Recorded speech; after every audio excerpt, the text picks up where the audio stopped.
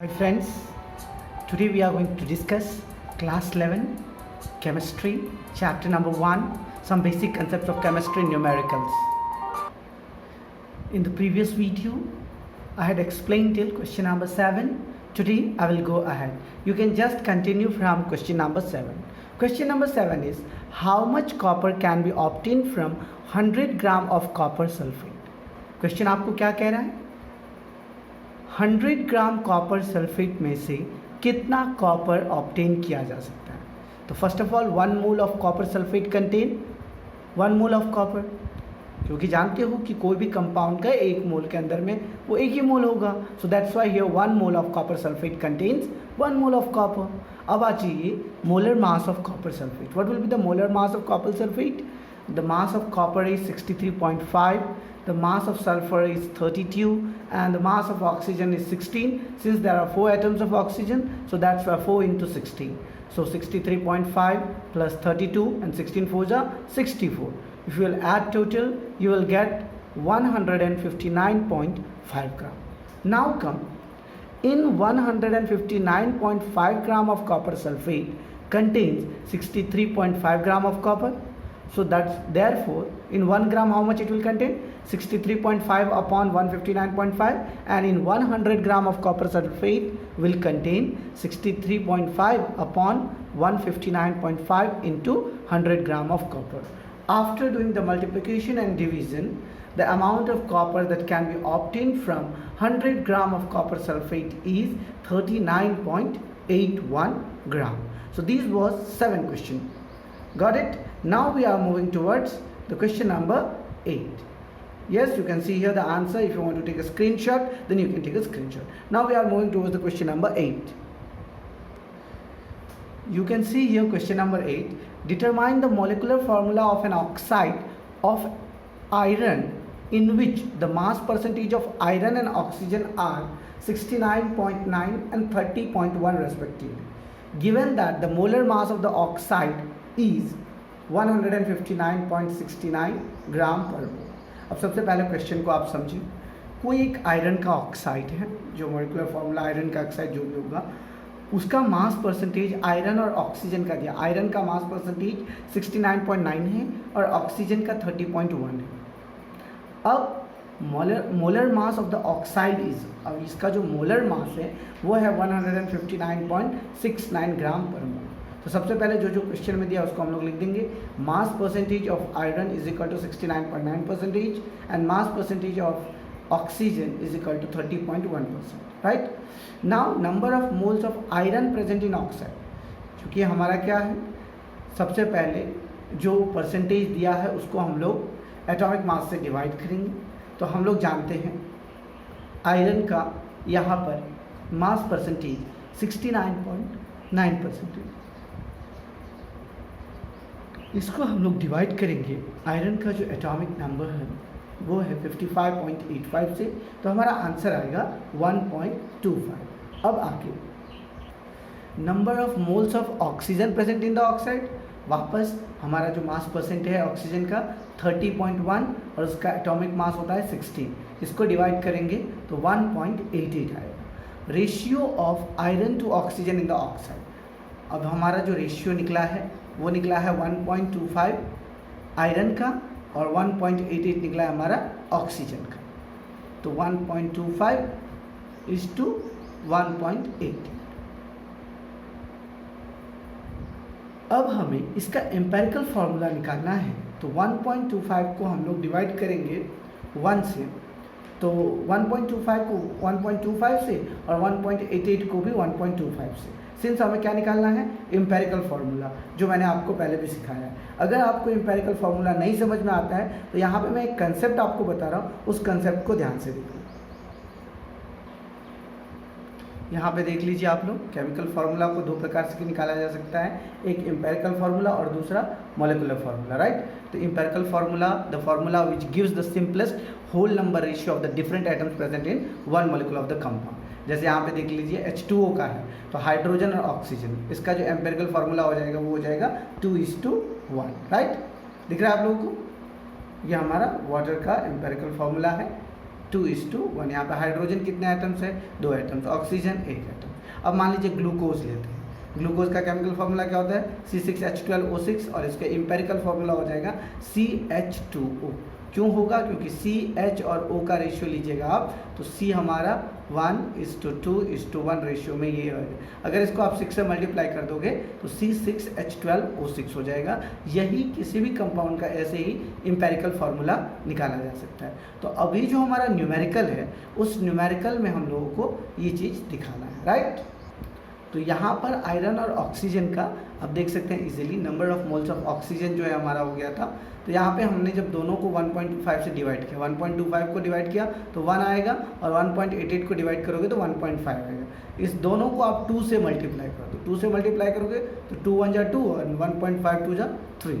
तो empirical formula of the oxide is, अब इसको आप जो है जो भी हमारा आयरन ऑक्साइड था FeO, अब इसको 2 से मल्टीप्लाई करोगे तो Fe2 हो जाएगा और O हमारा कितना हो जाएगा? 3, Fe2O3। So here the empirical formula mass of Fe2O3। अब आप यहाँ पर आपको इम्पेरिकल फार्मूला का मास निकालना है। क्या निकालना है? मास निकालना है। यहाँ पे फेरिक ऑक्साइड Fe2O3, अब इसमें देख लीजिए 2 आयरन है तो 2 × 55.85 और 3 ऑक्सीजन 3 × 16। सो इस दोनों को ऐड कीजिएगा आप तो 159.69 आएगा, राइट। तो यहाँ पे आप दिख रहे हैं therefore N = molar mass upon empirical formula mass. अब मोलर मास किसको कहते हैं आपको पता है? किसी भी कंपाउंड की जो एटॉमिक मास है उसको अगर हम ग्राम में रिप्रेजेंट करते हैं तो वो उसका मोलर मास हो जाता है। रुकिए यहाँ पे मैं आपको कुछ दिखाता हूँ।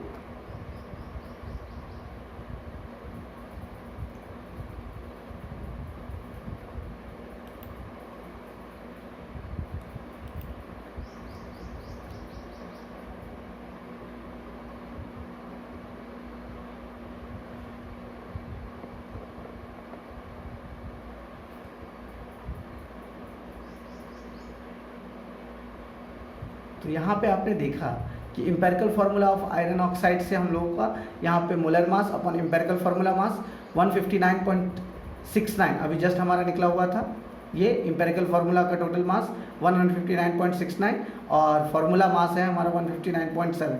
इस डिवाइड करोगे तो 0.999 आएगा, लगभग 1 के बराबर है, राइट। तो अब यहाँ पर ये चीज़ आपको क्लियर हो गया कि molecular formula of a compound is obtained by multiplying the empirical formula with n, multiplying the empirical formula with n. Thus the empirical formula of the given oxide is Fe2O3 and n is 1। समझ में आया? ये जो molecular formula हमारा iron oxide का मिला है Fe2O3, इसमें n की वैल्यू कितनी होगी? तो वो 1 होगी। अब आ जाइए 9th क्वेश्चन के ऊपर में। 9th क्वेश्चन क्या है हमारा? Calculate the atomic mass of chlorine. ये बहुत सारे स्टूडेंट्स का डाउट था कि सर हम लोग ये एटॉमिक मास कैसे निकालेंगे, राइट। तो सबसे पहले आप क्वेश्चन देख लो। यहाँ पे ये क्लोरीन का 2 आइसोटोप्स है जो नेचर में एग्जिस्ट करते हैं, एक 35 वाला और दूसरा 37 वाला। 35 वाला जो है 75.77% है और 37 वाला 24.23। तो एक को हम लोग मान लेते हैं 75% और एक को मान लेते हैं हम लोग 25%, राइट। तो अब जो है इसका आपको एवरेज एटॉमिक मास निकालना है। क्या निकालना है? एवरेज एटॉमिक मास। चलिए निकालते हैं हम लोग। तो यहाँ पे देख लीजिए average atomic mass of chlorine is equal to fractional abundance into molar mass plus fractional abundance into molar mass. मतलब ये 35 वाला कितना परसेंटेज है और 37 वाला कितना परसेंट। तो 35 वाला हम लोग 75% लेके चलेंगे। तो वो यहाँ पे एग्जैक्ट दिया हुआ, लेकिन हम लोगों को क्या करना है? 35 × 75% एंड 37 × 25%। तो क्या हो जाएगा? 35 × 75/100 प्लस 37 × 25/100। तो 75/100 को क्या करोगे? 3/4 कर दोगे और 37 वाला का जो 25% था उसको 1/4। तो इस दोनों को मल्टीप्लाई करके आपका जो एवरेज एटॉमिक मास निकलेगा वो हो जाएगा 35.5। तो यहाँ पे एक्यूरेट निकाला। ये जो एटॉमिक मास यूनिट है, यहाँ पे याद करो हम लोगों ने जो स्टार्टिंग में पढ़ा था कि आखिर किसको कहते हैं? Average atomic mass unit, right. उसी के अकॉर्डिंगली यहाँ पर each and everything they have just shown you about the accurate atomic mass. What they have shown you? The accurate average atomic mass of chlorine. Now we are moving towards the next question, question number 10. You can see here. What is question number 10? In 3 moles of ethene, C2H6, calculate the following. 3 moles of ethene. Question को ध्यान से पढ़ना क्योंकि question में आधा answer छुपा हुआ। In 3 moles of ethene C2H6, calculate the following: number of moles of carbon atoms, number of moles of hydrogen atoms and number of molecules of ethane. तो सबसे पहले आपको क्या निकालना है? 3 मोल्स ऑफ इथेन के अंदर में कितने कार्बन एटम्स के मोल होंगे. तो 1 mole of ethane contains 2 moles of carbon atom. आप देख लीजिए इथेन का फॉर्मूला क्या होता है? C2H6. C2 कहने का मतलब ही 2 कार्बन है. The number of moles of carbon atoms in 3 moles कितना हो जाएगा? अगर C2H6 में 2 है तो 3 मोल्स में 2 into 3 is equal to 6 moles, right. और सेकेंड इसका क्वेश्चन है number of moles of hydrogen atom. अब सबसे पहले 1 mole of ethane contains 6 hydrogen atom. कितने? 6. तो 3 मोल्स में कितने हो जाएंगे? 3 6 जा 18. थर्ड क्वेश्चन है number of moles of ethane. अब number of moles of ethane का मतलब 1 mole of ethane contains Avogadro number कितना होता है? 6.022 इंटू 10 टू द पावर 23. तो अब तीसरा क्वेश्चन जो हम लोग इस तरह से लिखेंगे 1 mole of ethane contains 6.023 into 10 to the power 23 moles of ethane.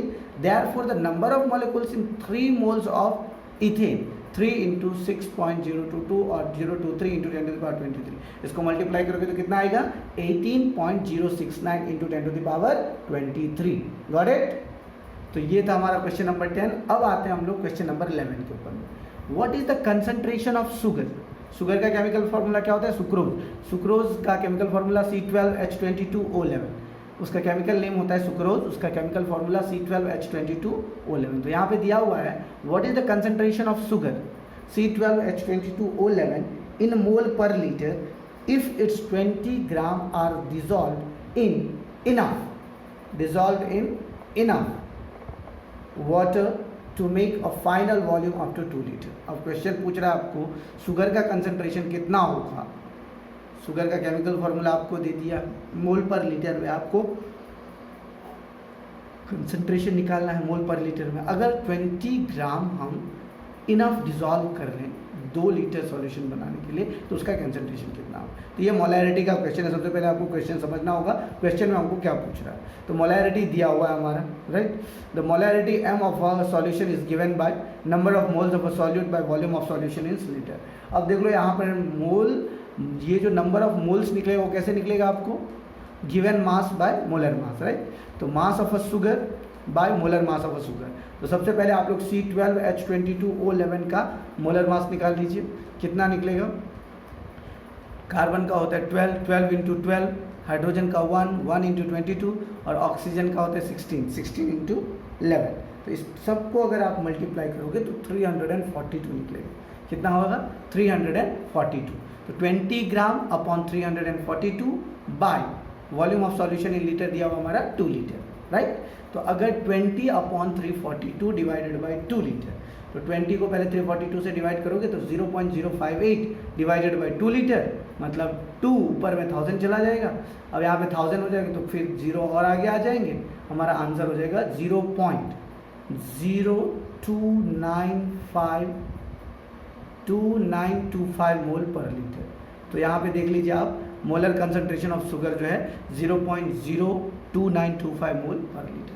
देखो क्वेश्चन को समझो, क्वेश्चन में क्या सब दिया हुआ है वो पहले लिख लो, क्या सब निकालने के लिए कह रहा है वो निकालो. तो सबसे पहले आप देख लो यहाँ पे मोलैरिटी निकालना है. मोलैरिटी का फॉर्मूला क्या होता था? Number of moles of solute by volume of solution in litre. Number of moles निकालेंगे कैसे? Given mass bye atomic mass या फिर given mass bye molecular mass. तो यहाँ पे एक शुगर का मोलिकुल था तो C12H22O11 का सबसे पहले हम लोग मोलिकुलर मास निकाल लेंगे. गिवन मास हमारा 20 था तो 20 को हम लोगों ने 342 से डिवाइड किया तो हमारा आंसर आया 0.0585 और उसको 2 लीटर से डिवाइड करोगे तो आंसर हमारा आ जाएगा 0.02925 मोल per litre.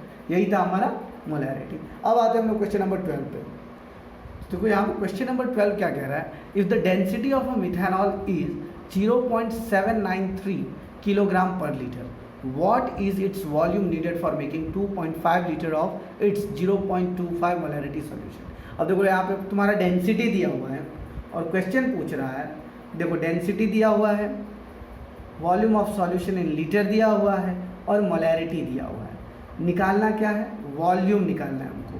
What is its volume needed, right. Volume निकालना है. देख लो क्वेश्चन को ध्यान से पढ़ो. If the density of a methanol is 0.793 kilogram per liter, what is its volume needed for making 2.5 liter of its 0.25 molarity solution. सबसे पहले आपको मिथेनॉल का केमिकल फार्मूला क्या होता है, CH3OH, राइट। मिथेनॉल का केमिकल फार्मूला CH3OH। तो सबसे पहले क्या करोगे, मिथेनॉल का केमिकल फार्मूला का मोलर मास निकाल लोगे। तो मोलर मास हो जाएगा CH3OH का, C का होता है 12, हाइड्रोजन का 1 इंटू 3, ऑक्सीजन का 16, फिर प्लस हाइड्रोजन का 1, तो total 4 hydrogen, 1 carbon, 1 oxygen, right. तो 12 प्लस 4 प्लस 16 कितना हो जाएगा हमारा टोटल 32। 12 प्लस 4 प्लस 16 32 ग्राम पर मोल हो गया। अब इसको अगर केजी में कन्वर्ट करोगे ग्राम को, तो क्या करोगे, 1000 से डिवाइड करोगे तो एक जीरो आगे में लग जाएगा, 0.032 किलोग्राम पर मोल। क्योंकि वो ग्राम में निकला है, ग्राम को हमने किस में कन्वर्ट किया है, किलोग्राम में, राइट। तो यहाँ पर मोलैरिटी ऑफ मिथेनॉल सॉल्यूशन कितना हो जाएगा, जो हमारा निकला है और जो क्वेश्चन में दिया हुआ है, देख लो, density upon molar mass divide करोगे तो क्या निकलेगा, मोलैरिटी ऑफ मीथेन सॉल्यूशन। तो डेंसिटी कितना है हमारा, डेंसिटी है हमारा 0.793 किलोग्राम पर लीटर, और अभी जो हमने मोलर मास निकाला हुआ है 0.032 किलोग्राम पर मोल। तो किलोग्राम कैंसल, समझ में आ गया। अब 793 को 032 से डिवाइड करोगे तो 24.78 मोल पर लीटर। डेंसिटी क्या होता है, मास पर यूनिट वॉल्यूम होता है, राइट। तो अब हमको निकालना क्या है, वॉल्यूम निकालना है। एक वॉल्यूम हमको दिया हुआ है, दूसरा मतलब V2 दिया हुआ है, V1 निकालना है। अब M1V1 is equal to M2V2, ये वाला फॉर्मूला से, क्योंकि गिवन सॉल्यूशन और सॉल्यूशन टू बी प्रिपेयर्ड, क्योंकि क्वेश्चन में क्या दिया हुआ था कि what's the volume needed for making 2.5 litre of इतना मोलैरिटी सॉल्यूशन। तो M1 भी हमारा दिया हुआ था, हमने M2 निकाल दिया। अब इस फॉर्मूला पे हमें खाली बैठाना है, M1V1 is equal to M2V2। देखो M1 हमने अभी जस्ट निकाला है 24.78, V1 हमें निकालना है, और M2 हमारा दिया हुआ है 0.25, और V2 हमारा है 2.5 लीटर। तो इस तरह से V1 निकल जाएगा, V1 is equal to 2.5 into 0.25 divided by 24.78, तो V1 का वैल्यू हो जाएगा 0.0252 लीटर। अगर इसको मिलीलीटर में कन्वर्ट करोगे तो क्या करोगे, 1000 से डिवाइड कर दोगे तो 25.22, राइट। आर यू गेटिंग और नॉट। देखो लीटर दिया हुआ है, इसको मिलीलीटर में कन्वर्ट करना है। 1 लीटर, सॉरी 1000 से मल्टीप्लाई, डिवाइड नहीं करोगे, 1000 से मल्टीप्लाई करोगे तो 0.0252 लीटर है, इसको 1000 से मल्टीप्लाई करोगे तो कितना हो जाएगा, 25.22 मिलीलीटर। समझ में आ गया। ये था हमारा क्वेश्चन नंबर 12। अब आ जाओ क्वेश्चन नंबर 13 पे। क्वेश्चन नंबर 13 क्या है, pressure is determined as force per unit area of the surface. The SI unit of pressure is pascal. Now 1 Pascal is equal to 1 Newton per meter square. If the mass of the air at sea level is 1034 gram per centimeter square, calculate the pressure in Pascal. सीधा सीधी question को समझना। Question में हमको सब कुछ दिया हुआ है, हमको सिर्फ यूनिट चेंज करना है। क्या करना है, यूनिट। जैसे प्रेशर का फॉर्मूला क्या होता है, what is pressure, pressure is equal to force upon area, right. Pressure is defined as the force acting per unit area of the surface. So P is equal to FA. P हमारा दिया हुआ है 1034, right. दिख रहा है तुमको या नहीं। Force is equal to mass into acceleration होता है ना, force is equal to mass into acceleration, और एरिया हमारा दिया हुआ है। तो हमें सिर्फ जो है ना यूनिट चेंज करना है। क्या करना है, यूनिट चेंज करना है। तो 1034 into 9.8 metre per second square upon centimetre square. अब इसको मीटर को, मतलब ये जो एरिया है हमारा, एरिया सेंटीमीटर स्क्वायर, उसको मीटर स्क्वायर में कन्वर्ट करो। मास जो किलोग्राम था उसको ग्राम में कन्वर्ट, मतलब ग्राम को किलोग्राम में कन्वर्ट करना है। 1034 है, इसको 1000 से डिवाइड करोगे तो किलोग्राम में हो जाएगा, राइट। क्योंकि अगर मान लीजिए आपको डिवाइड करना है 1 gram is equal to how much kilogram, तो 1/1000 ग्राम, तो इसीलिए इतना ग्राम इज इक्वल टू कितना, तो 1/1000। और यहाँ पे सेंटीमीटर स्क्वायर को मीटर स्क्वायर में कन्वर्ट करना है, तो 1 centimetre is equal to 100 metre, तो 1 centimetre square is equal to 100 centimetre का होल स्क्वायर हो जाएगा। तो जब ये आप सारा वैल्यू निकालोगे तो आपका वैल्यू कितना निकलेगा, 1.01332 इंटू 10⁵ kilogram per metre per second square. तो अभी जस्ट क्वेश्चन में आपका दिया था 1 newton is equal to 1 kg metre per second square, तो 1 पास्कल कितना हो जाएगा, 1 pascal is equal to 1 newton metre square, और 1 newton per metre square is equal to 1 kg metre square second square is equal to 1, तो pascal is equal to कितना हो जाएगा 1 kilogram per metre per second square. तो pressure is equal to क्या हो जाएगा, force upon area. तो ये हमारा जो वैल्यू निकला है 1.01332 इंटू 10⁵ पास्कल। अब इस 5 पास्कल में हम लोगों को इसको कन्वर्ट कर देना, मतलब किलोग्राम मीटर पर सेकंड स्क्वायर जो था, किलोग्राम पर मीटर पर सेकंड स्क्वायर, उसको आपने पास्कल में कन्वर्ट कर दिया। देखो क्वेश्चन में जो दिया रहता है पहले उसको लिख दो, उसके बाद क्या फाइंड करना है उसको लिख दो, ऑटोमेटिकली क्वेश्चन का सॉल्यूशन मिल जाएगा।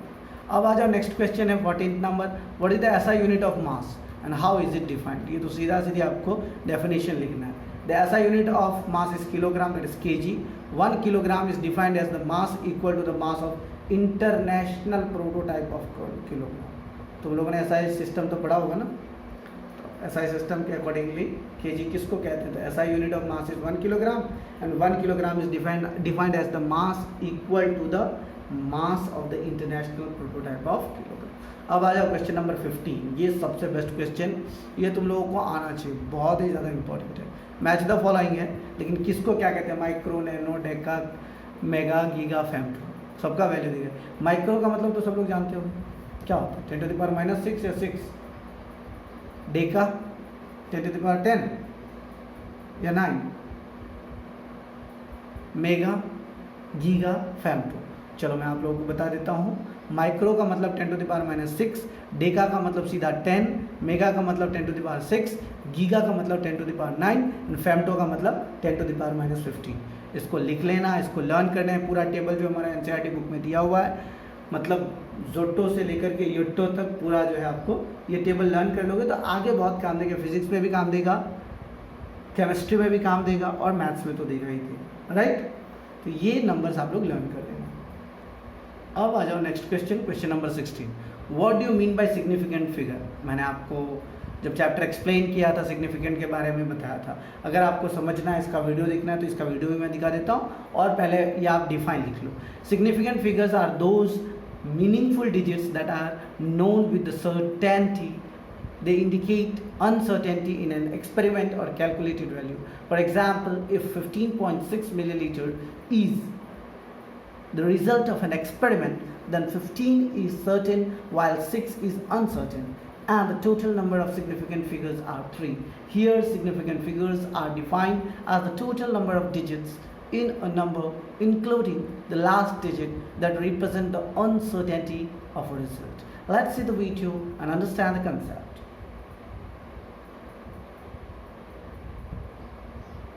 Matter is made up of atoms and molecules which have extremely low masses and are present in very large numbers. Thus, chemists have to deal not only with a large number of atoms and molecules, but also with calculations containing large numbers. For example, Avogadro number is such a big number that there are 20 zeros after 6022. It is not only inconvenient to write such a large number,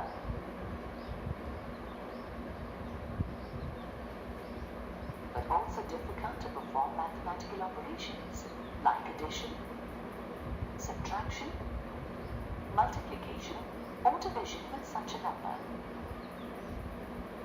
To overcome this problem, chemists started writing large numbers using scientific notation, also known as exponential notation. In scientific notation, any number can be represented as n multiplied by 10 to the power of n, where lowercase n is an exponent having positive or negative values, and uppercase n is a coefficient that can vary between 1 and 10. Thus, we can write Avogadro number in the exponential form as 6.022 multiplied by 10 raised to the power of 23. Similarly, the number 0.04936604 is written as 4.93604 multiplied by 10 raised to the power of -2. Here, we have to note the decimal point 2 places to the right. Hence, we can say that the exponent is -2 and the coefficient is 4.93604. Now let's see how to perform mathematical calculations on numbers written in scientific notation. Let's start with addition and subtraction. If we have to add or subtract any number expressed in scientific notations, for example, if a measurement is reported as 16.3 mm, we can say that the 16 is certain and 3 is uncertain, and the uncertainty would be plus or minus 1 in the last digit. Let's see the rules to determine the number of significant figures in a reported quantity. The first rule says that all non-zero digits are significant. For example, 897 has 3 significant figures, 0.23 has 2 significant figures, and 9.87 has 3 significant figures. According to the second rule, zeros preceding the first non-zero number are not significant. Such zeros indicates the position of decimal point. For example, 0.0325 contains 3 significant figures. The third rule is 0.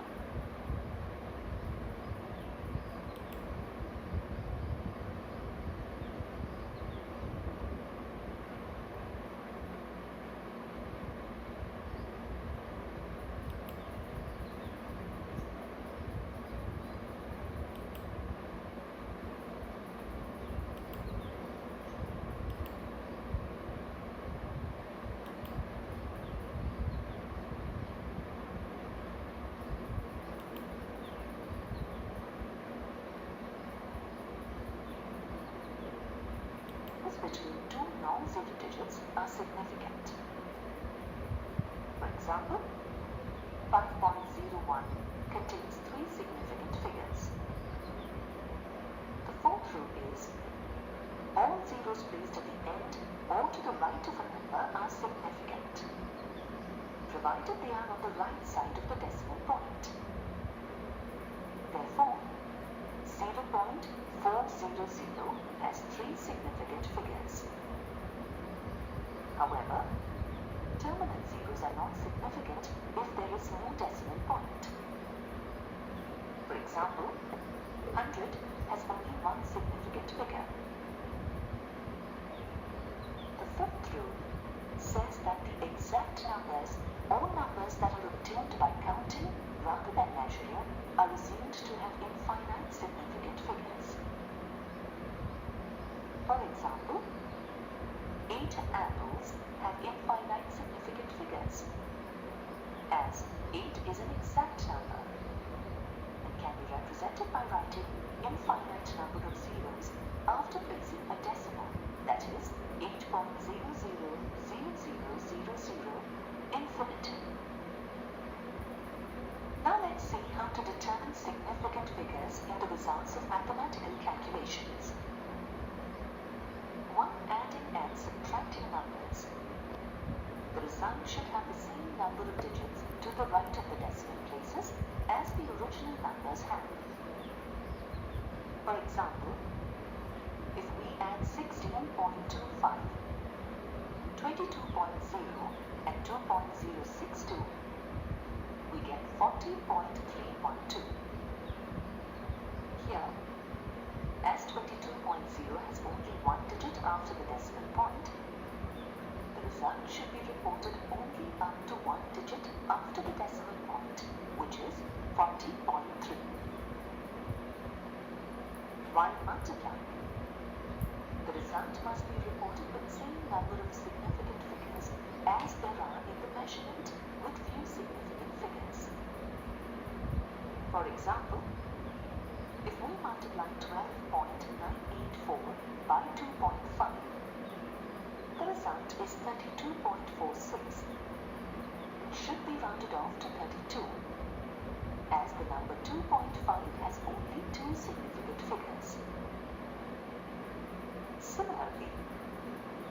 divide 5.7634 by 1.28. The result is 4.5027. According to the rule, the result must be reported with 3 significant figures. Thus, the correct answer is 4.50. Now let's look at the rules for rounding off significant figures. The first rule is, if the last digit is greater than 5, then the preceding number is increased by 1. For example, in 1.347, if 7 has to be dropped, then the number is rounded off to 1.35. The second rule is, if the last digit to be removed is less than 5, then the preceding is not changed. For example, in 5.332, if 2 is to be dropped, then the result is rounded off to 5.33.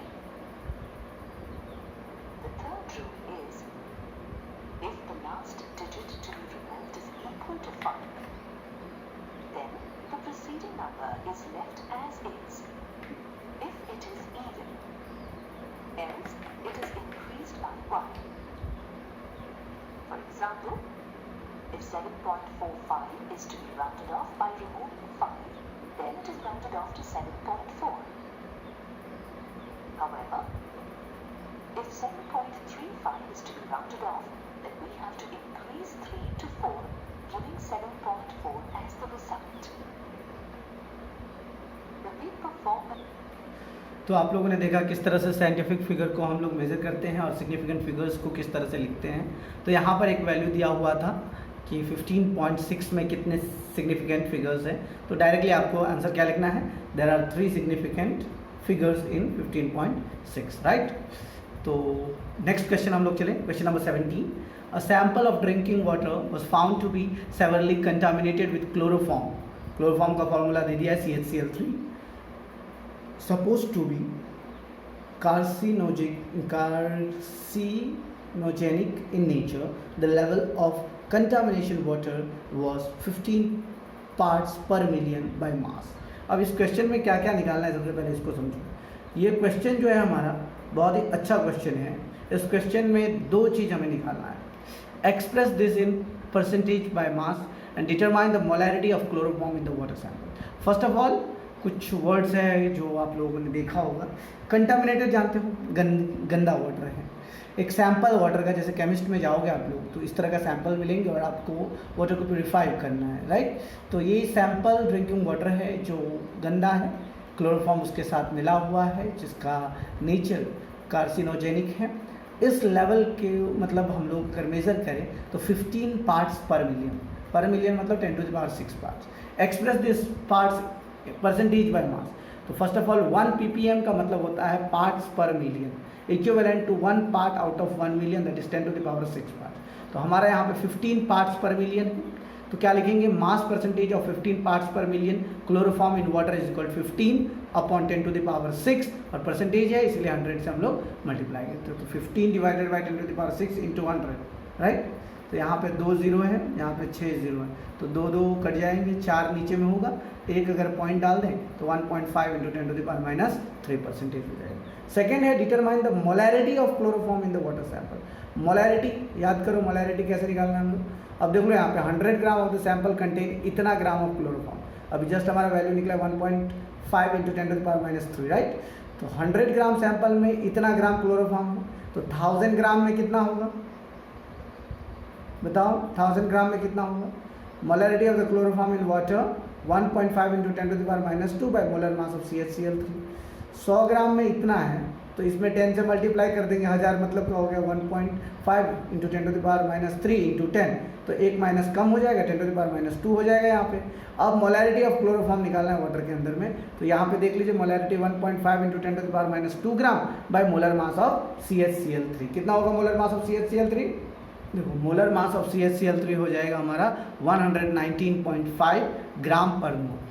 Carbon का 12, hydrogen का 1, और 3 chlorine है। एक chlorine का 35.5 होता है, इसको 3 से मल्टीप्लाई करेंगे तो टोटल हमारा 119.5 ग्राम पर मोल हो जाएगा। Therefore the molarity of chloroform in water is equal to 0.0125 into 10 to the power minus 2 metre. अब बोलोगे सर ये कहाँ से आ गया 0.0125 into 10 to the power minus 2 metre.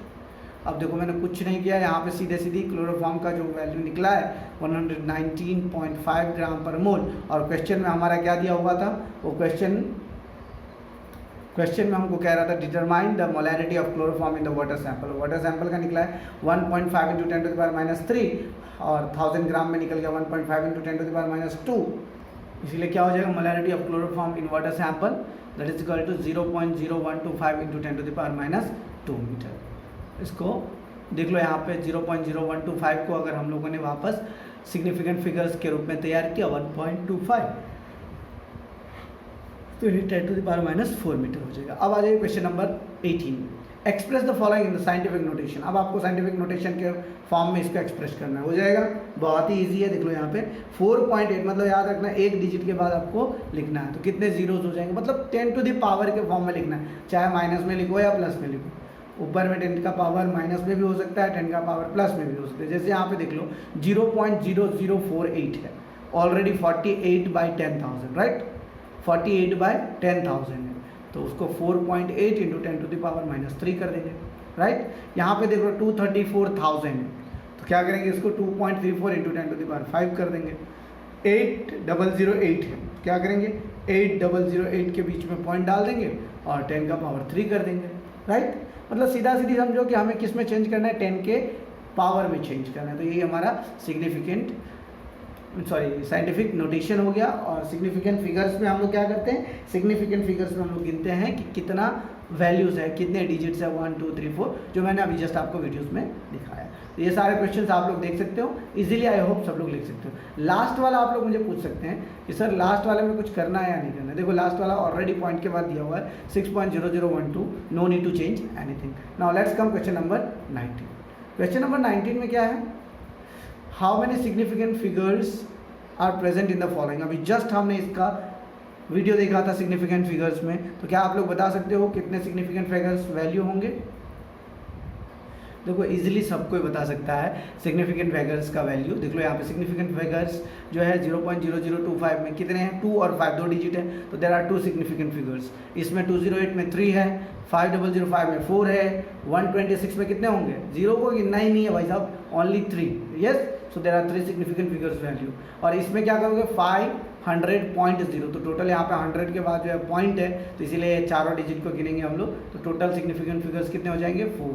इसमें भी पॉइंट के बाद 4 डिजिट है, तो टोटल सिग्निफिकेंट फिगर्स वैल्यू 5। समझ में आया। अब आ जाओ क्वेश्चन नंबर 20।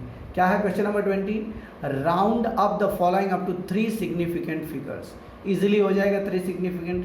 अब 3 सिग्निफिकेंट मतलब तीसरे डिजिट तक, 3 डिजिट तक आपको राउंड ऑफ करना है। जैसे पहले स्टैंडर्ड में पढ़ते होगे ना आप लोग राउंड ऑफ द वैल्यू, तो उसी तरह आपको यहाँ पे पॉइंट वाला है, इसको राउंड ऑफ करना है। जैसे 34.216 यहाँ पे 5 डिजिट है, इसको 3 डिजिट में लिखना है, तो 34.2, 10.4107 तो 10.4, 0.04597 ये जो है 04597, 5 के बाद 9 है, इसीलिए उसको हम लोग सीधा सीधी क्या कर देंगे 6 कर देंगे, तो 0.046 हो जाएगा राइट। उसके बाद नेक्स्ट है 2808, तो सीधा सीधी 08 को क्या करेंगे हम लोग, यहाँ पे 3 ही डिजिट तक हमको लिखना है, चौथा डिजिट 8 है, तो मतलब 5 से बड़ा है, तो इसको 0 के बदले हम लोग 1 लिख देंगे, तो 2810 हो जाएगा। ये था हमारा क्वेश्चन नंबर 20। अब आ जाते हैं हम लोग क्वेश्चन नंबर 21 पे।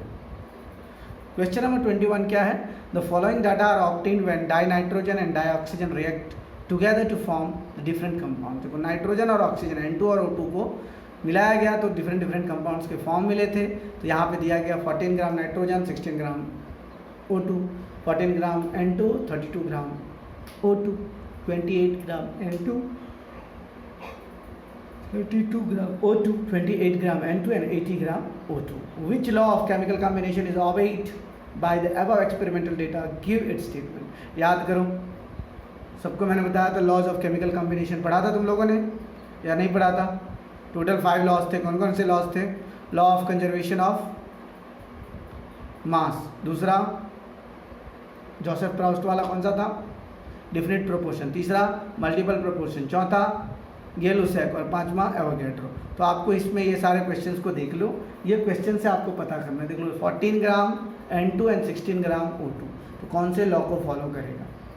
देखो पहला है हमारा, if we fix the mass of N2 at 28 gram and the mass of O2 that will combine with the fixed mass of N2 are 32 gram and 64 gram, 32 gram and 80 gram. So the masses of O2 bear a whole number ratio of 1:2:2:5. Hence the given experimental data obeys the law of multiple proportion. The law states that if two elements combine to form more than one compound, then the masses of one element that combines with the fixed mass of another element are in the ratio of their whole numbers. तो ये देखना था आपको कौन सा law को ये follow करता है। तो जैसे पहला क्वेश्चन था हमारा 14 ग्राम N2 और 16 ग्राम O2, तो ये सिर्फ और सिर्फ कौन सा लॉ फॉलो करता है, मल्टीपल प्रोपोर्शन। सेकंड क्वेश्चन है 14 ग्राम और 32 ग्राम, तो ये कौन सा लॉ फॉलो करेगा, ये आपको सीधा सीधी समझ लो। इसमें चारों क्वेश्चंस 1 2 3 4 ये चारों को मिला करके दिखाया गया है। 14 16 14 32 28 32 28 80, तो ये सब के सब कौन सा लॉ फॉलो करते हैं, मल्टीपल प्रोपोर्शन से। 1:2:2:5 देख लो, 1:2:2:5, 1 16 1 16 16 2 32 16 2 32 16 5 80, 1:2:2:5, तो ये कौन सा लॉ हो गया, मल्टीपल प्रोपोर्शन। अब आ जाओ B question, fill in the blank with the conversion. 1 kilometre बराबर कितना मिलीमीटर और कितना पिकोमीटर, 1 मिलीग्राम कितना किलोग्राम कितना नैनोग्राम, 1 मिलीलीटर कितना लीटर एंड कितना डेसीमीटर। तो देख लो भाई साहब यहाँ पे कन्वर्जन दिख रहा है आपको। 1 किलोमीटर को हमने कन्वर्ट किया है तो 10⁶ मिलीमीटर हो जाएगा। क्यों, तो वहाँ पे देख लो कन्वर्जन वाला milli centi decimetre deca hecto kilometre rule तो पता होगा आप लोगों को। उसी रूल के अकॉर्डिंगली हम लोगों ने यहाँ पे चेंज किया milli centi decimetre deca hecto kilometre. और वो जो मैंने अभी बताया आपको NCERT टेक्स्ट बुक में दिया गया है पिकोमीटर, वो सारे हिसाब से आप लोग इस तरह से 1 kilometre is equal to 10⁻15 picometre, याद रखना। 1 kilometre is equal to 10⁻16 millimetre, 10⁻15 picometre. उसके बाद 1 मिलीग्राम बराबर कितना किलोग्राम, तो 10⁻6 किलोग्राम। उसके बाद कितना नैनोग्राम Ng, तो 1 milligram is equal to 10⁻6 nanogram. 1 millilitre is equal to कितना लीटर, 10⁻³ लीटर, राइट। कितना डेसीमीटर क्यूब, 10⁻³ डेसीमीटर क्यूब। अब आ जाओ क्वेश्चन नंबर 22 पे। तो अगर तुम किसी भी चीज़ को बहुत ही बढ़िया से समझते हो तो इजीली निकल जाएगा। If the speed of the light is 3 lakh km per second, या 3 × 10⁸ metre per second, calculate the distance travel by the light in 2 nanosecond. Nanosecond का मतलब 10⁻⁹ सेकेंड, 2 × 10⁻⁹ सेकेंड में कितना, अगर 1 सेकेंड में ये 3 लाख किलोमीटर चलता है तो 2 × 10⁻⁹ सेकेंड में कितना चलेगा। तो सबसे पहले 3 × 10⁸ × 2 × 10⁻⁹ दोनों को मल्टीप्लाई करेंगे तो जो भी आएगा वैल्यू वो निकल जाएगा। देखो यहाँ पे मल्टीप्लाई किया गया है 3 × 10⁸ × 2 × 10⁻⁹, तो 3 2 6 × 10⁻⁻1, तो 0.600 मीटर ये ट्रेवल होगा। अब आ जाओ 23 क्वेश्चन नंबर पे। In a reaction A + B2 = AB2, identify the limiting reagent if any of the following reaction mixtures. 300 atoms of A plus 200 molecules of B, 2 mole of A plus 3 mole of B, 100 atoms of A plus 100 molecules of B, 5 mole of A plus 2.5 mole of B, 2.5 mole of A plus 5 mole of B। देखो हर question का अलग अलग limiting reagent निकलेगा। क्या होता है, a limiting reagent determines the extent of a reaction. It is the reactant which is the first to get consumed during a reaction, thereby causing the reaction to stop and limiting the amount of products formed। अगर कोई भी reaction, जैसे पहला question था, इसमें क्या दिया हुआ था, 1 atoms of A react with 1 molecule of B, 200 molecules of B will react with 200 atoms of A, thereby leaving 100 atoms of A unused, hence B is the limiting reagent। याद रखना, जैसे ही क्वेश्चन में जो दिया हुआ है उसमें आपको बस इतना याद रखना है कि लिमिटिंग रिएजेंट कौन सा होगा, कितना एटम्स A का दिया हुआ, कितना एटम्स B का दिया हुआ है, कितना मॉलिक्यूल A का दिया हुआ है, कितना मॉलिक्यूल B का। अगर आपको ये सारा मॉलिक्यूल्स और एटम्स के बारे में पता है तो इजीली आप निकाल सकते हो लिमिटिंग रिएजेंट कैसा है। अगर आपने वो लिमिटिंग रिएजेंट वाला मेरा वीडियो नहीं देखा है तो सबसे पहले उसको देख लीजिए और उसके बाद आप इजीली निकाल सकते हो, राइट। तो यहाँ पे देख लो अकॉर्डिंग टू चारों क्वेश्चंस कौन कौन सा मॉलिक्यूल होगा और कौन कौन सा मॉलिक्यूल नहीं होगा, ये चारों देख लो आप, दिख रहा है। फर्स्ट में जैसे मैंने बताया यहाँ पर B will react with 200 atom of A, इसीलिए 100 एटम्स ऑफ A जो है अनयूज हो जाएगा, तो B हमारा limiting reagent. According to the reaction 1 mole of A reacts with 1 mole of B, thus 2 mole of A will react with 2 mole of B. As a result, 1 mole of A will not be consumed, hence A is the limiting reagent. According to the given reaction, 1 atom of A combine with 1 molecule of B, thus 100 atoms of A will combine with 100 atom molecules of B. The mixture is stoichiometric, where there is no limiting reagent is present. याद रखना C वाला में कोई limiting reagent नहीं है. And the last one, 1 mole of atom A combines with 1 mole of molecule B, thus 2.5 mole of B will combine with only 2.5 mole of A. As the result, 2.5 mole of A will be left as such, hence B is the limiting reagent. एक और बचा हुआ है. According to the reaction, 1 mole of atom A combined with 1 mole of molecule B, thus 2.5 mole of A will combine with only 2.5 mole of B, and the remaining 2.5 mole of B will be left as such, hence A will be the limiting reagent. अब आ जाओ 24 question number. Die nitrogen and di hydrogen, ये जो ammonia वाला Haber process है वही वाला reaction है, react with each other to produce ammonia according to the following chemical reaction. N2 plus H2 is equal to 2NH3. तो इसमें आपको क्या करना है, calculate the mass of ammonia produced if 2 into 10 to the power 3 gram dinitrogen reacts with 1 into 10 to the power 3 gram of dihydrogen. सीधा सीधी समझ जाओ, 2000 gram of N2 reacts with 1000 gram of H2. Second है, will any of the two reactants remain unreacted? If yes, मतलब हाँ, if yes, which one and how much by mass? So this सबसे पहले reaction लिख दो, N2 plus 3H2 is equal to 2NH3, ये हमारा Haber process. अब देख लो क्वेश्चन में दिया हुआ था 2000 gram of N2 will react 6 gram by 28 into 2000. So the 2000 N2 will react with 428.6 gram of H2. Amount of hydrogen is 1000 gram and N2 is the limiting reagent. Are you getting or not? Why? Because here 1000 gram of hydrogen is there. So and only 428.6 gram of hydrogen reacts. So that's why here N2 will be limiting reagent. Next one, 28 gram of N2 produces 34 gram of NH3. So mass of the ammonia will produced by 2000 gram, 34 upon 28 into 2000, so 28.57 gram. N2 is the limiting reagent. N2 is the limiting reagent and hydrogen is the excess reagent. Hence hydrogen will remain unreacted. And the next one is mass of H2 will be left unreacted. How much? 1000 minus 428.6, that is 571.4 gram. Next question, question number 25. How are 0.50 mole sodium carbonate and 0.50 molarity sodium carbonate different? अब यहाँ पे आपको पता करना है, मतलब आधा मोल sodium carbonate और आधा मोलैरिटी सोडियम कार्बोनेट में क्या डिफरेंट है.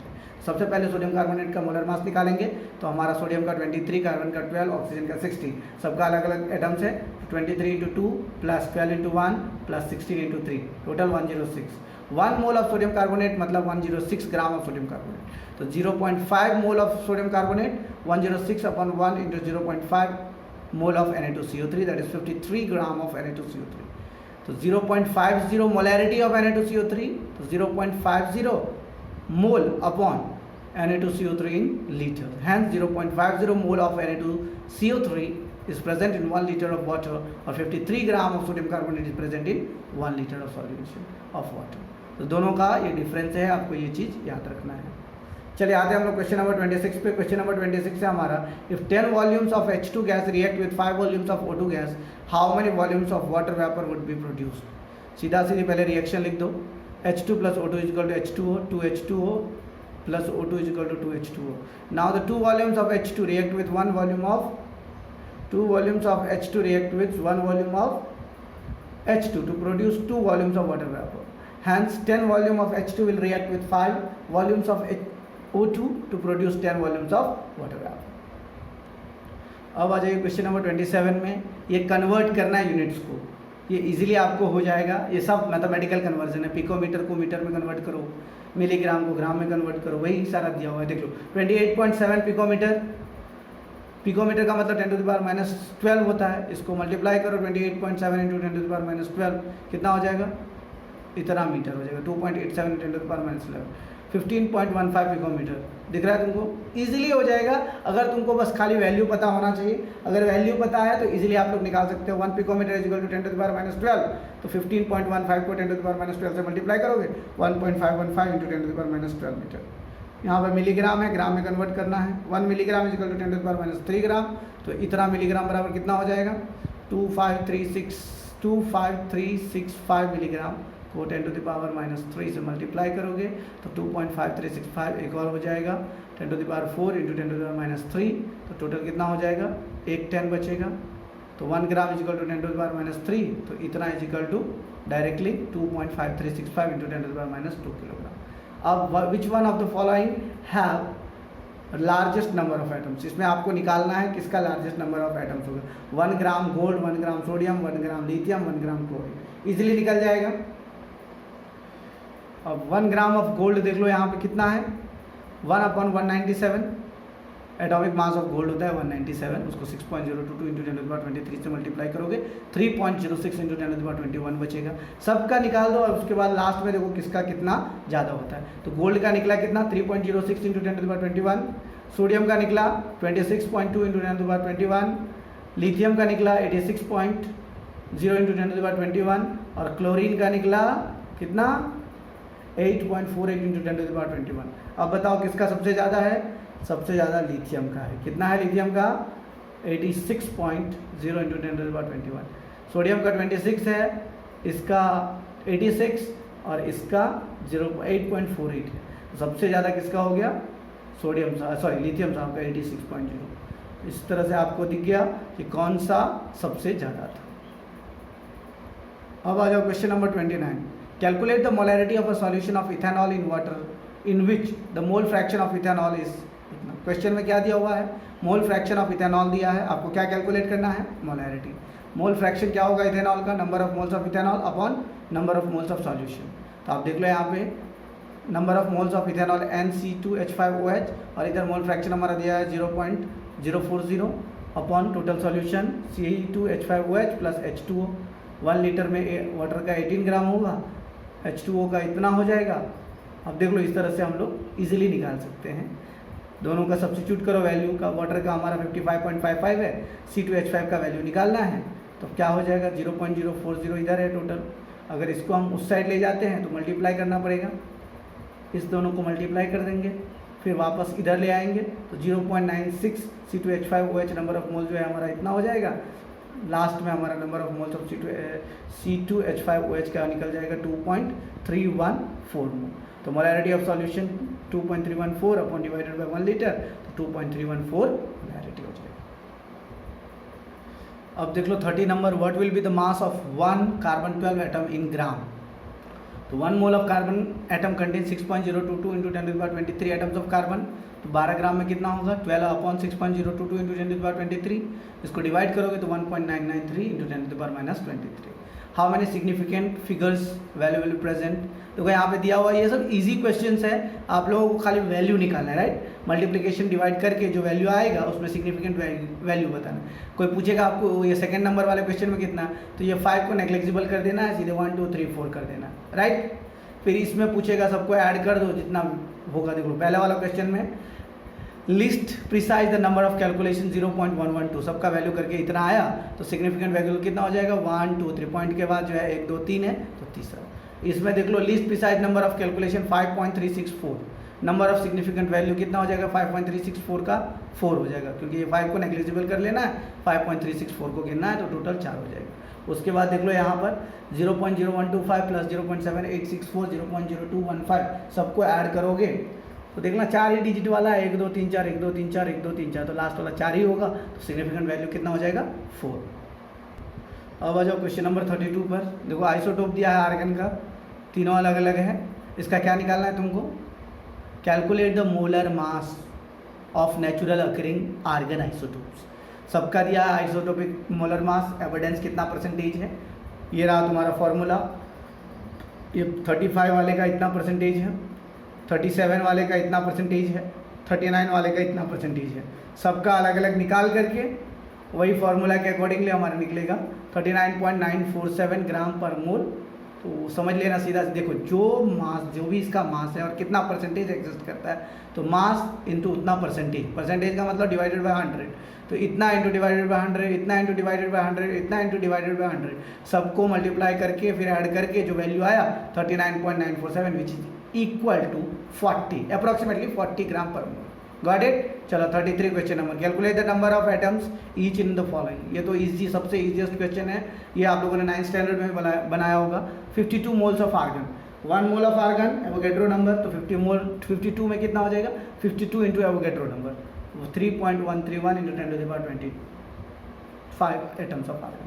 दूसरा है 52 unit of helium, 1 atom of helium मतलब 4 यूनिट, तो 4 unit of helium 1 atom of, तो 1 यूनिट में 1/4, तो 52 में 1/4 इंटू 52 मतलब 52/4, 13 4 जा 52, राइट। तो ये हमारा 13 4 जा 52 हो जाएगा। सो 13 एटम्स ऑफ हीलियम हो जाएगा। नेक्स्ट है 4 ग्राम ऑफ हीलियम में कितना होगा, तो 1 में इतना होता है, 4 ग्राम में इतना, तो 52 ग्राम में 52 इतना अपॉन 4, तो टोटल को डिवाइड करके 7.8286 into 10 to the power 24 atoms of.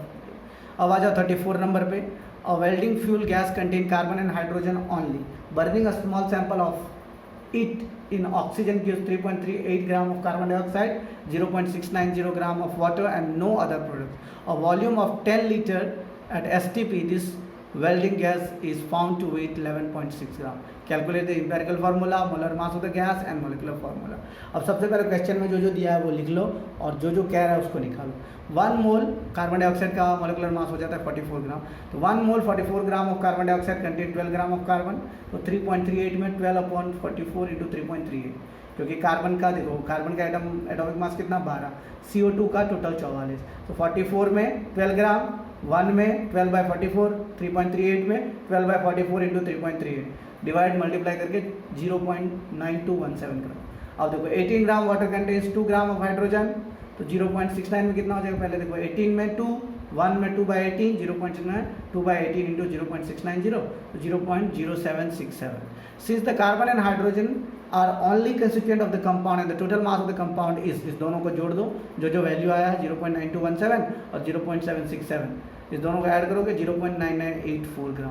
Percentage of carbon in the compound 0.9217 upon 0.9984, दोनों को ऐड करने पर इतना हुआ है, कार्बन का इतना है, तो दोनों को डिवाइड करके 100 से मल्टीप्लाई करोगे 92.32%। उसके बाद percentage of hydrogen in the compound कितना हो जाएगा, हाइड्रोजन का इतना और ऐड करके इतना आया था, उसको 100 से मल्टीप्लाई किया तो इसका 7.68। Moles of carbon in the compound 92/12, 7.69 year. Moles of hydrogen in the compound 7.68/1, hydrogen का 1 होता है इसलिए 1, तो ये 7.68 हो जाएगा। अब रेशियो निकालो तुम, 7.69 और 7.68, 1:1, द कार्बन और हाइड्रोजन का इंपेरिकल फार्मूला CH हो जाएगा, राइट। दूसरे क्वेश्चन में क्या सब दिया हुआ था, STP पे 11.6 gram, weight of 10 litre of the gas at STP is 11.6 gram, तो 22.4 litre of gas STP 11.6 upon 10 into 22.4 will be equal to 25.984, approximately 26 gram. Hence the molar mass of the gas will be 26 gram. Empirical formula कितना हो जाएगा, CH का 12 + 1 13, तो number of moles हो जाएगा molar mass of the gas upon empirical formula mass of gas 26 upon 13 2 हो जाएगा, तो क्या हो जाएगा C2H2। C2H2 क्या होता है, ethyne, right. Molecular formula of gas क्या हो जाएगा, CH का N जो है हमारा 2 निकल गया, तो C2H2 मतलब कार्बन हाइड्रोजन के बीच में triple bond, right, acetylene, right. अब आ जाओ 35, क्वेश्चन नंबर 35। क्वेश्चन नंबर 35 क्या है, calcium carbonate with the aqueous hydrochloric acid to give calcium chloride and carbon dioxide. According to the reaction, calcium carbonate plus 2 hydrochloric acid gives calcium chloride plus carbon dioxide plus water. What mass of the calcium carbonate is required to react completely with 25 ml of 0.75 molarity of HCl? देखो ये भी बहुत easy है, इसको भी आप easily निकाल सकते हो। 0.75 मोलैरिटी ऑफ HCl का मतलब हो गया 0.75 mole of HCl are present in 1 litre of water, तो अब HCl का मोलिकुलर मास होता है 36.5, 0.75 into 36.5. HCl are present in 1 litre of water. दोनों को मल्टीप्लाई करोगे 27.375 gram of HCl are present in 1 litre of water. 1 litre का मतलब 1000 ml. 1000 ml of solution contain 27.375 gram of HCl. तो amount of HCl present in 25 ml of solution, 25 का कितना हो जाएगा 27.375 अपॉन 1000 इंटू 25, मल्टीप्लाई करके डिवाइड करके आएगा 0.6844 ग्राम. और हमारा जो इक्वेशन था calcium carbonate plus 2 hydrochloric acid is equal to calcium chloride plus carbon dioxide plus water. 2 moles of HCl, so 2 into 36.5, 71 gram, reacts with 1 mole of calcium carbonate. इसका molecular mass 100 gram. The amount of calcium carbonate that will react with 0.6844 is equal to 100 upon 71. ये 100 calcium carbonate का और 71 2 into HCl का, तो 71 into ये जो हमारा आया अभी वैल्यू 60 0.6844, तो यहाँ पर इसको मल्टीप्लाई करेंगे तो हमारा आंसर कितना आ जाएगा 0.9639 ग्राम. अब आ जाओ लास्ट क्वेश्चन पे. Chlorine is prepared in the laboratory by treating manganese dioxide MnO2 with aqueous hydrochloric acid according to the reaction. Reaction देख लो यहाँ पे 4HCl plus MnO2 gives 2H2O plus MnCl2 plus Cl2. How many grams of HCl react with 5 gram of manganese dioxide. Question समझ लिया. अब आ जाओ इसके सॉल्यूशन पे. सो 1 मोल अब देख लो MnO2 का निकालोगे 55 प्लस 2 इंटू 16. मैंगनीज का 55 होता है एटॉमिक मास और ऑक्सीजन का 16, तो 2 into 16 55 plus 32 is equal to 87 gram. तो 87 gram of MnO2 reacts completely with 4 mole of HCl. HCl का 36.5 मतलब 146 gram of HCl. 87 gram of MnO2 reacts with 146 gram of HCl. तो 5 gram of MnO2 will react with 146 upon 87 into 5, that is equal to 8.4 gram of HCl. Hence 8.4 gram of HCl will react completely with 5 gram of manganese dioxide. तो ये था हमारा NCERT का solution. Hope आप लोगों को अच्छा लगा होगा और पूरे सॉल्यूशन को नोटबुक में ज़रूर लिख लें. अगर आप लोगों को अच्छा लगा होगा then do subscribe of this channel and don't forget to like and subscribe. Share this video with your friends. That's all for today. Thank you very much.